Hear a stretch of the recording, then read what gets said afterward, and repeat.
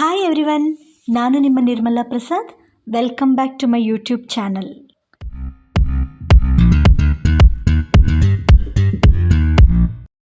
ಹೇಗಿದ್ದೀರಾ ಎಲ್ಲ? ನೀವೆಲ್ಲ ತುಂಬಾ ಚೆನ್ನಾಗಿದ್ದೀರಾ ಅಂತ ನನಗೆ ಗೊತ್ತು. ಗೈಸ್, ಬನ್ನಿ ಇವತ್ತು ಮೆಂತ್ಯ ರೊಟ್ಟಿ ಮತ್ತು ಶೇಂಗಾ ಚಟ್ನಿ ಮಾಡೋಣ. ಮೆಂತ್ಯ ರೊಟ್ಟಿ ಮಾಡೋದು ಹೇಗೆ ಅಂತ ನೋಡೋಣ. ಗೈಸ್, ಮೇಥಿ ರೊಟ್ಟಿ ಮಾಡೋದಕ್ಕೆ ಫಸ್ಟು ನೀರನ್ನ ಕುದಿಯೋಕೆ ಇಟ್ಕೊಳ್ಳೋಣ. ನೀರು ಕಾಯೋ ಹೊತ್ತಿಗೆ ನಾವು ಮೆಂತ್ಯ ಸೊಪ್ಪನ್ನ ಕಟ್ ಮಾಡ್ಕೊಳ್ಳೋಣ. ಮೆಂತ್ಯ ಸೊಪ್ಪನ್ನ ಕ್ಲೀನಾಗಿ ಬಿಡಿಸ್ಕೊಂಡು ಒಂದು 2-3 ಸರಿ ತೊಳ್ಕೊಳ್ಳಿ ನೀಟಾಗಿ, ಮಣ್ಣಿರೋದೆಲ್ಲ ಹೊಟ್ಟೋಗ್ಲಿ. ಕೆಲವೊಂದು ಕಡೆ ಮೆಂತ್ಯ ಸೊಪ್ಪು ಕ್ಲೀನಾಗಿರೋದು ಸಿಗುತ್ತೆ, ಕೆಲವೊಂದು ಮಣ್ಣು ಜಾಸ್ತಿ ಇರುತ್ತೆ. ಸೊ ಕ್ಲೀನಾಗಿ ಒಂದು 2-3 ಸರಿ ತೊಳ್ಕೊಳ್ಳಿ. ಹೀಗೆ ತೊಳೆದು ಕ್ಲೀನ್ ಮಾಡ್ಕೊಂಡಿರೋ ಮೆಂತ್ಯ ಸೊಪ್ಪನ್ನ ಸಣ್ಣದಾಗಿ ಕಟ್ ಮಾಡ್ಕೊಳ್ಳಿ.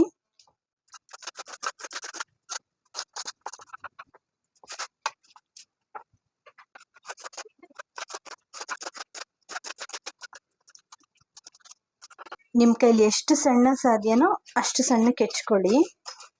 ಗೈಸ್, ಅಕ್ಕಿ ಹಿಟ್ಟಿಗೆ ಈ ಥರ ಒಂದು ಸ್ವಲ್ಪ ದೊಡ್ಡದಾಗಿರೋ ಬೌಲ್ ತಗೊಳ್ಳಿ, ನಾದಕ್ಕೆ ಈಸಿ ಆಗತ್ತೆ. 1-2 ಬೌಲಷ್ಟು ನಾನು ಅಕ್ಕಿ ಹಿಟ್ಟು ತಗೊತಾ ಇದ್ದೀನಿ, 2 ಸ್ಮಾಲ್ ಬೌಲ್. ರುಚಿಗೆ ಸ್ವಲ್ಪ ಉಪ್ಪು. ಗೈಸ್ ನೋಡಿ, ನೀರು ಮರಳ್ತಾ ಇದೆ. ಇಂಥ ಮರಳೋ ನೀರನ್ನೇ ನಾವು ಅಕ್ಕಿ ಹಿಟ್ಟಿಗೆ ಹಾಕಬೇಕು. ನೋಡಿ ಹೀಗೆ. ಇದನ್ನ ಸ್ವಲ್ಪ ಹೀಗೆ ಈ ಥರ ಮಿಕ್ಸ್ ಮಾಡಿಬಿಡಿ. ಕೈಯಲ್ಲಾಗಲ್ಲ, ಒಂದು ಸ್ಪೂನ್ ತಗೊಂಡು ಈ ಥರ ಮಿಕ್ಸ್ ಮಾಡಿ ನೀಟಾಗಿ.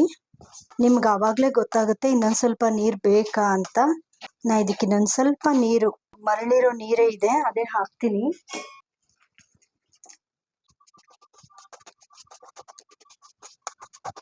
ಗೈಸ್, ಇದಕ್ಕೆ ನಾವು ಹೆಚ್ಚಿಟ್ಕೊಂಡಿರೋ ಮೆಂತ್ಯ ಸೊಪ್ಪನ್ನು ಹಾಕಬೇಕು.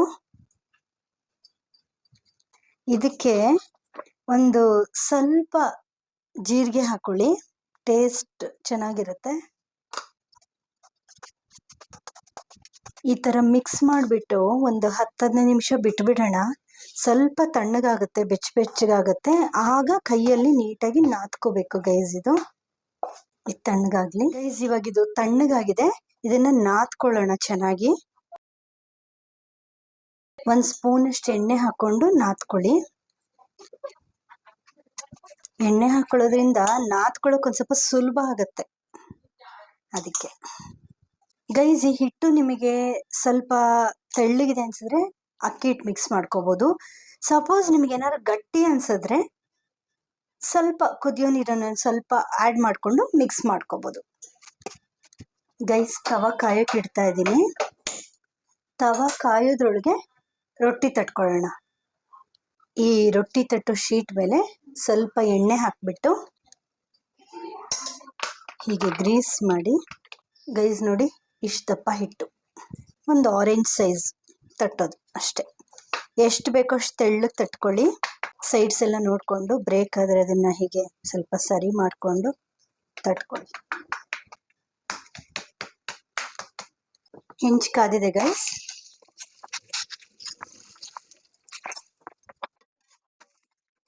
ಒಂದು ಸೈಡ್ ಆಗಿದೆ, ಇನ್ನೊಂದು ಸೈಡು ಇದೇ ಥರ ಆಗಿದೆ. ಬೇಕಿದ್ರೆ ಒಂದು ಅರ್ಧ ಸ್ಪೂನ್ ಎಣ್ಣೆ ಹಾಕ್ಕೊಳ್ಳಿ. ಸೊಪ್ಪು ತಿನ್ನಬೇಕು ಅಂತ ಹೇಳ್ತಾರೆ, ಸೊ ಈ ಥರ ಎಲ್ಲ ಮಾಡ್ಕೊಂಡು ತಿಂದರೆ ನಮಗೆ ಸೊಪ್ಪು ಯೂಸ್ ಮಾಡ್ದಂಗೆ ಆಗುತ್ತೆ, ಮತ್ತು ಇಟ್ಸ್ ವೆರಿ ನ್ಯೂಟ್ರಿಷಿಯಸ್ ರೊಟ್ಟಿ ಅಂತ ಹೇಳ್ಬೋದು. ನೋಡಿ ಗೈಸ್, ಇಷ್ಟು ಸ್ಪಾಟ್ಸ್, ಬ್ರೌನ್ ಸ್ಪಾಟ್ಸ್ ಬಂದಿದೆ ಅಲ್ಲ, ಇಷ್ಟು ಬಂದರೆ ಸಾಕು. ಇನ್ನೂ ರೋಸ್ಟ್ ಆಗಬೇಕು ಅಂದರೆ ಮಾತ್ರ ಇನ್ನೂ 1 ನಿಮಿಷ ಬಿಟ್ಟು ತೆಗಿಬೋದು. ನೋಡಿ ಆಗಿದೆ. ನೋಡಿ ಗೈಸ್, ನಾವು ಎಷ್ಟೇ ದುಂಡುಗೆ ಹಿಟ್ಟು ತಗೊಂಡಿದ್ರು ಸೈಡ್ಸಲ್ಲಿ ಬ್ರೇಕ್ ಆಗುತ್ತೆ. ಸೊ ನೀವೇನು ಮಾಡಿ, ಸೈಡ್ ಹೀಗೆ ಅಂದ್ಕೊಳ್ಳಿ, ಚೂರು ಹೀಗೆ ಅಂದ್ಕೊಂಡು ಹಿಂಗೆ ಮಾಡಿ. ನೋಡಿ ಹೀಗೆ ಅಂದ್ಕೊಂಡು ನೋಡಿ, ಹೀಗೆ ತಡ್ತಾ ಹೋಗಿ, ಸ್ವಲ್ಪ ಕೈ ಗ್ರೀಸ್ ಮಾಡಿಕೊಂಡು. ಆಗ ಅಷ್ಟೊಂದು ಬ್ರೇಕ್ ಆಗೋದಿಲ್ಲ, ನೀಟಾಗಿ ಬರುತ್ತೆ. ನೋಡಿ ಹೀಗೆ.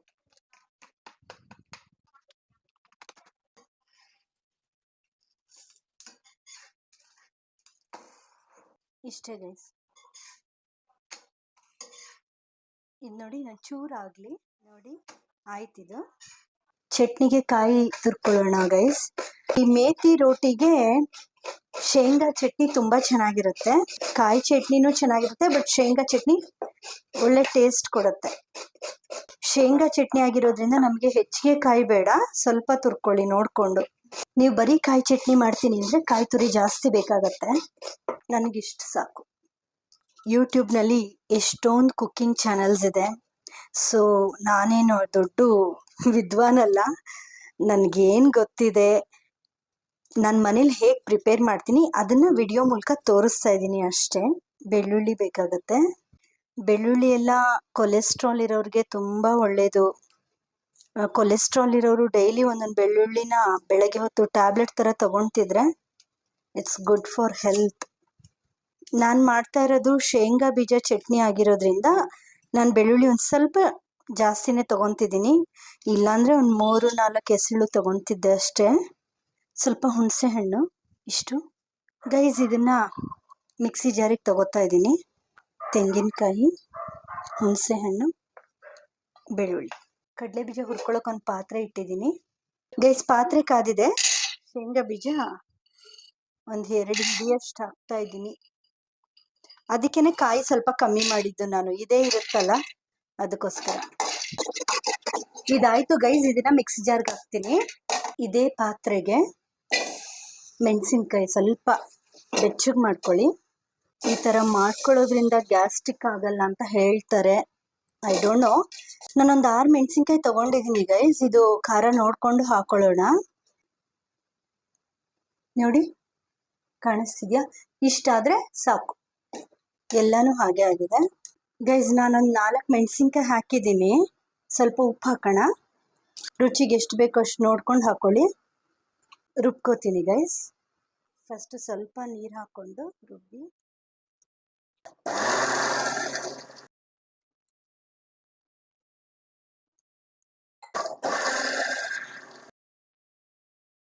ನೋಡಿ ಗೈಸ್, ಇಷ್ಟು ಕನ್ಸಿಸ್ಟೆನ್ಸಿ, ಇಷ್ಟು ತೆಳುವಾಗಿ ರುಬ್ಕೊಳ್ಳಿ ಸಾಕು. ನಿಮಗೆ ಬೇಕು ಅಂದರೆ ತರಿಯಾಗೂ ರುಬ್ಕೋಬೋದು. ಇದನ್ನು ಇನ್ನೊಂದು ಬೌಲಿಗೆ ಬಗ್ಗಿಸ್ಕೊಳ್ಳುವಾಗ ಸ್ವಲ್ಪ ನೀರು ಆ್ಯಡ್ ಮಾಡ್ಕೋತೀನಿ.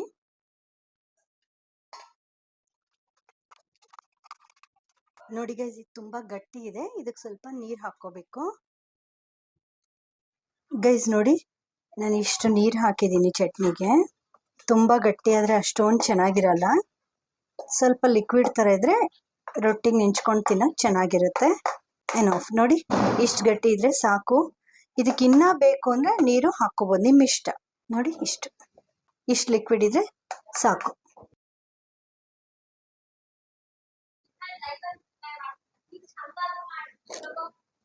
ಗೈಸ್, ಮೆಂತ್ಯ ರೊಟ್ಟಿ, ಶೇಂಗಾ ಚಟ್ನಿ, ತುಪ್ಪ ಹಾಕೊಂಡು ತಿಂತಿದ್ರೆ ತುಂಬ ರುಚಿಯಾಗಿರುತ್ತೆ. ಟ್ರೈ ಮಾಡಿ ನೋಡಿ. ರೆಸಿಪಿ ಹೇಗೆ ಬಂತು ಅಂತ ಕಾಮೆಂಟ್ ಸೆಕ್ಷನಲ್ಲಿ ತಿಳಿಸಿ ಫ್ರೆಂಡ್ಸ್. ಈ ವಿಡಿಯೋ ಇಷ್ಟ ಆದಲ್ಲಿ ಲೈಕ್ ಮಾಡಿ, ತಪ್ಪದೆ ಸಬ್ಸ್ಕ್ರೈಬ್ ಮಾಡಿ. ಮತ್ತೆ ನೆಕ್ಸ್ಟ್ ವಿಡಿಯೋದಲ್ಲಿ ಸಿಗ್ತೀನಿ. ಅಂಟಿಲ್ ದೆನ್ ಬಾಯ್.